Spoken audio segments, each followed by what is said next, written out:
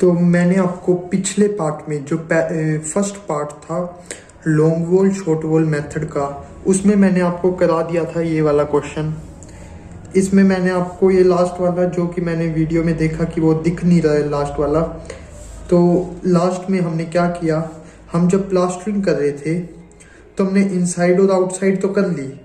अब हमने parapet wall को मिलाकर अब हमने क्या करना है, हमने पैरापिट वॉल के ऊपर भी प्लास्टरिंग करनी है। तो ऊपर प्लास्टरिंग करनी है, उसमें हम लॉन्ग वॉल लेंगे और शॉर्ट वॉल लेंगे। लॉन्ग वॉल वापस वही जो हमने ऊपर में की थी, लॉन्ग वॉल है 2, लेंथ है 5.6 और ब्रेथ है 0.3।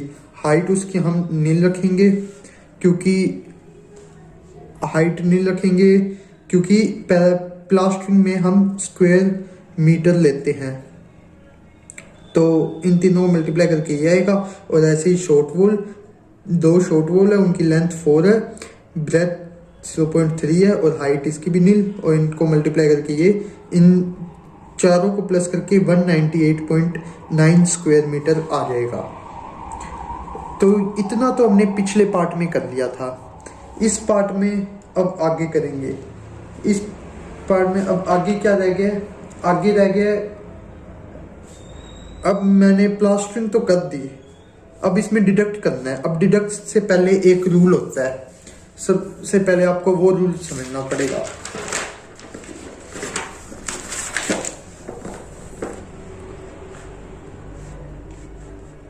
उस रूल को हम कहते हैं थंब रूल भी कहते हैं। उस रूल को हम क्या कहते हैं, थंब रूल। अभी ये प्लास्टरिंग का ही चल रहा है, 12 mm थिक सीमेंट प्लास्टरिंग है ना, वही चल रहा है। उसमें सबसे पहले डिडक्ट वाला करवाने से पहले आपको ये रूल समझाना पड़ेगा, ये उसी पे ही बेस्ड है, डिडक्शन। थंब रूल या इसे हम एक और कहते हैं डिडक्शन रूल। डिडक्शन रूल, ये रूल क्या कहता है, ये आपको ये ध्यान रखना है, ये रूल आपको सिर्फ और सिर्फ प्लास्टरिंग में ही लगाना है, ठीक है। प्लास्टरिंग, ये रूल आपको प्लास्टरिंग में ही लगाना है। पहला रूल लिखो, इफ ओपनिंग एरिया क्या होता है, जो हमारे डोर्स विंडो ये होते हैं ना, इन्हें ओपनिंग एरिया कहते हैं। If opening area is less than 0.5 meter square, then no deduction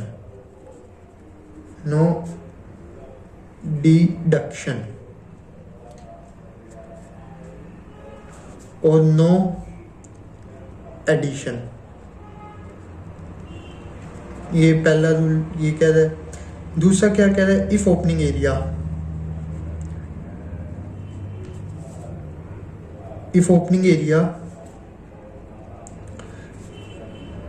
is greater than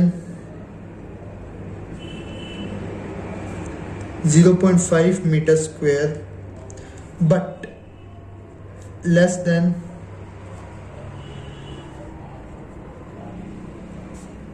3 meter square, then only one side is deduct, ठीक है। और तीसरा रूल क्या कह रहा है, if opening area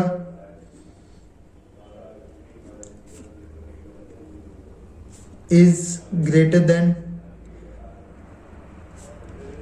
3 meter square,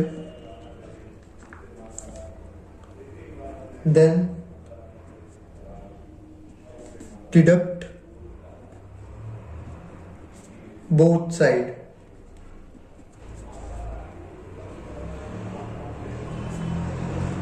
and add one side। तो ये थंब रूल क्या कह रहे हैं, क्या कहता है कि अगर ओपनिंग एरिया हमारा एरिया कह रहा है, प्लास्टरिंग में तो हम एरिया का यूज ही करते हैं, अगर हमारा एरिया 0.5 मीटर स्क्वायर से छोटा है तो हम ना ही कुछ डिडक्ट करेंगे ना ही कुछ ऐड करेंगे। अगर ओपनिंग एरिया 0.5 मीटर स्क्वायर से बड़ा है और लेस देन है 3 मीटर स्क्वायर से, तो हम एक फेस को ही डिडक्ट करेंगे, only one side is deduct. अगर हमारा ओपनिंग एरिया बड़ा है 3 मीटर स्क्वायर से, तब हम दोनों साइड को डिडक्ट कर देंगे और एक साइड को ऐड कर देंगे। ठीक है, ये हमारा थंब रूल कहता है।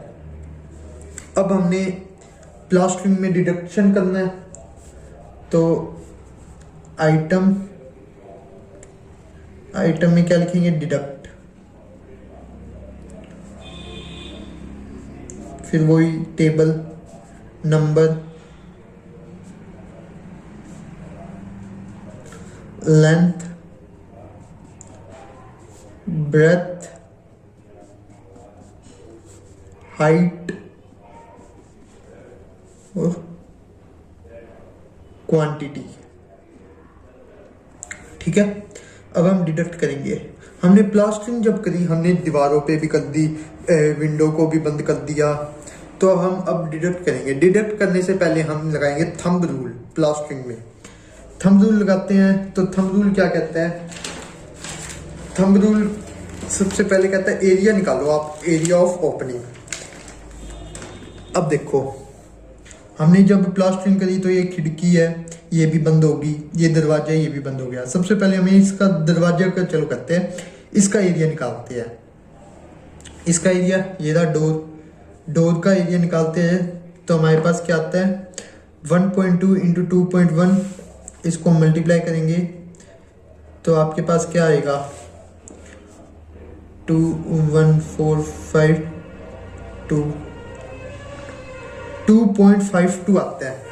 अब ये क्या है, 0.5 मीटर स्क्वायर से तो बड़ा है और 3 मीटर स्क्वायर से छोटा है, तो हम इसमें क्या करेंगे, only one side deduct. 2.52 metre square आ गया, तो हमारे पास कौन सी कंडीशन आई, ये वाली सेकंड कंडीशन आई। तो सेकंड कंडीशन में क्या कहता है, only one side is deduct, तो एक साइड ही हम डिडक्ट करेंगे। तो डोर